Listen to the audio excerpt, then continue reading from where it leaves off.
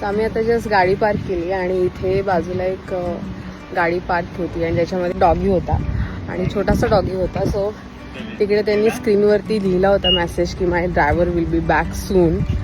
So आहे ना इथे स्क्रीनवर. सो 2 डॉगी आहेत त्या कारमध्ये.